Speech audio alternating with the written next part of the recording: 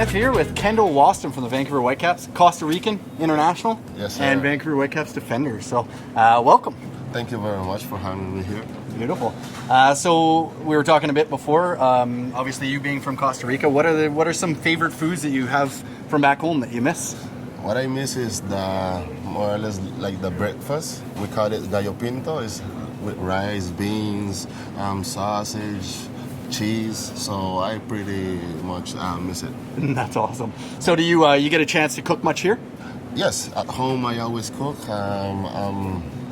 With my wife, I usually like cook the dinner. So I love to cook. You get some brownie points for that, I guess. Yeah. I know how that goes. I cook all the meals at my house.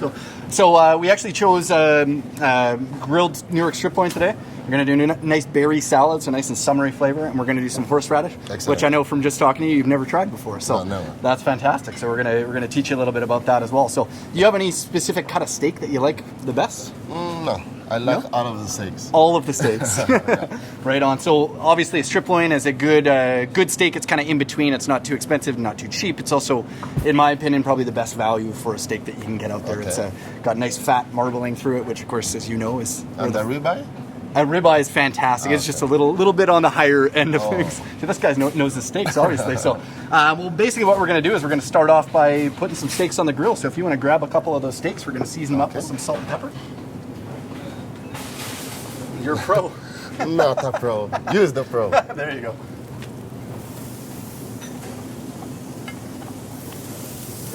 Cloth for your hand, sir. Thank you. Right on. So we're going to actually put those down.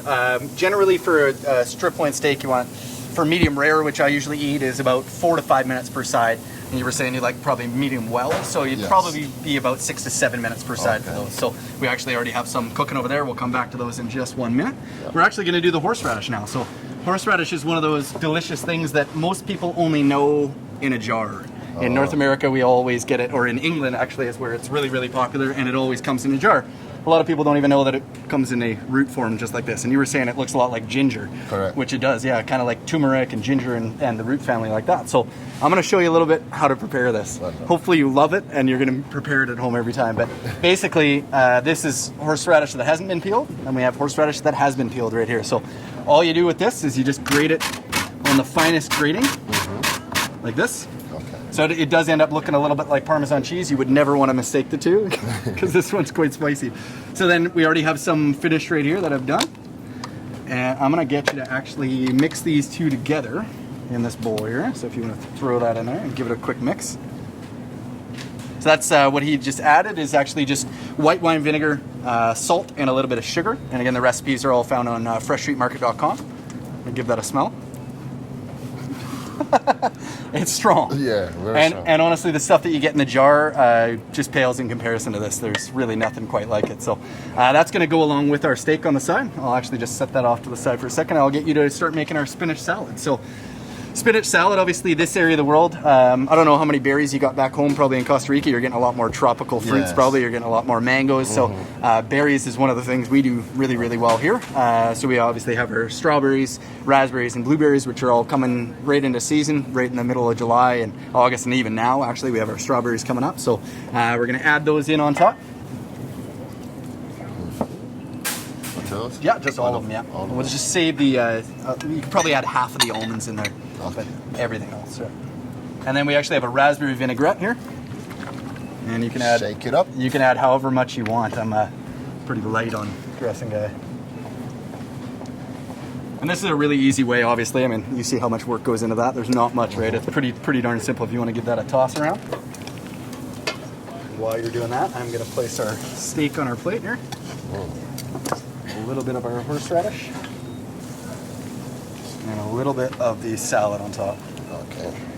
Let's test your plating skills here, eh?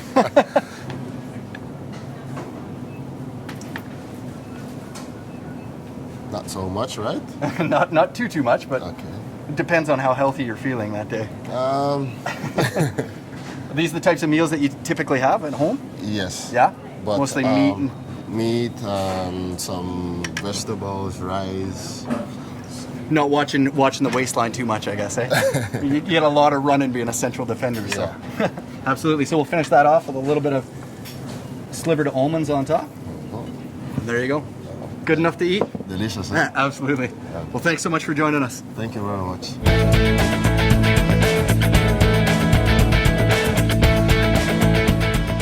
I made it for you. Not bad, eh? I'm vegetarian. You're a vegetarian. I was like, what? Beautiful. That's